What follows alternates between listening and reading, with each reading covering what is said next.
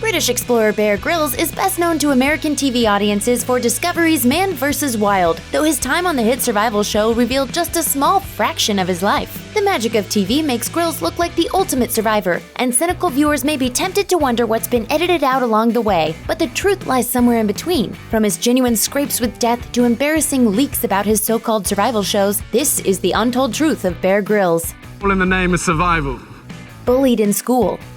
Anyone who has seen his shows will no doubt be surprised to learn that tough guy Grylls was bullied in school. In response to the teasing he would endure, young Grylls decided to take up karate. 3 years later, he got his black belt and was named the youngest member of the Karate Union of Great Britain for their trip to Japan. In his book Mud, Sweat, and Tears, Grylls wrote, "We began to study and train under the most revered karate grandmasters in the world. Each night we slept on the floor in small wooden Japanese huts, and by day we learned how to fight, real and hard." Military man.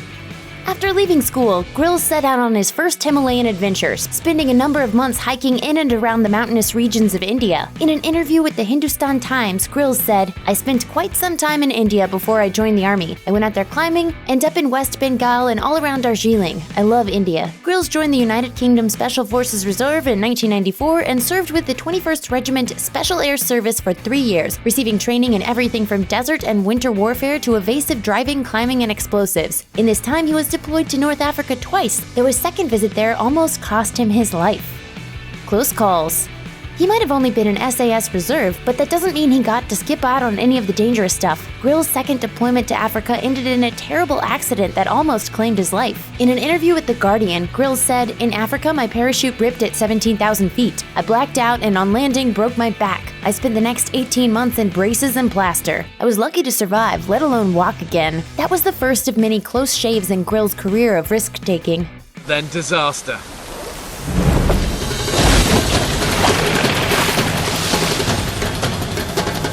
He's also survived a rock fall in Yukon, a boulder fall in Costa Rica, and a mine shaft collapse in Montana. And that's just the rock-based near misses. He also came close to meeting his maker when he tackled a saltwater crocodile in Australia, came face-to-face with a 16-foot tiger shark in the Pacific, and was also bitten by a poisonous snake in Borneo. Wow. He just got me then. He climbed Everest. After Grylls' parachute blunder, he decided to make good on his lifelong goal of climbing Mount Everest. He told The Guardian, "After breaking my back, I felt that dream had been shattered. It had been such a dream for so long, since my late father gave me this picture of Everest that I used to keep on my bedroom wall as a kid." Grylls not only lived his childhood dream when he scaled Earth's highest mountain in 1998, he also made history, becoming the youngest Brit to reach the summit at age 23, and doing so less than 2 years after his near-fatal fall in Africa. A record-setting dinner. In 2005, Grylls and fellow explorer Lieutenant Commander Alan Veal broke the record for the world's highest dinner party when they flew a hot air balloon to a height of 24,262 feet and climbed down to a dinner table suspended some 40 feet below. After enjoying a 3-course meal together, the daredevil duo dedicated the venture to Her Royal Majesty Queen Elizabeth and skydived back down to ground with full bellies. Controversy.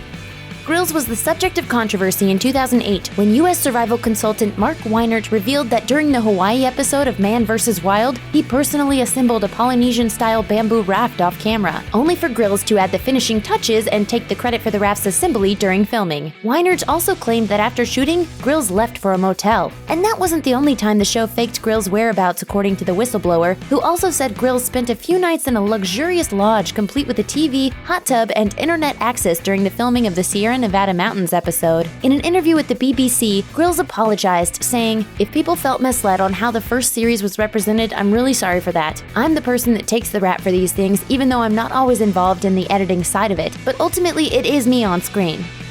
He's got faith. Despite being away a lot, at home with his family, Grylls is a religious man with what he describes as a lovely, quiet faith. Talking about his approach to Christianity, Grylls said, "If the point is to find community and be encouraged, then I find the best church often happens with my kids. We're at home on a Sunday. That is church." In 2016, he became the latest celebrity to talk about his time with the Alpha Course, agreeing to publicly document his experiences with the evangelistic program over the course of a whole year. He's big in China.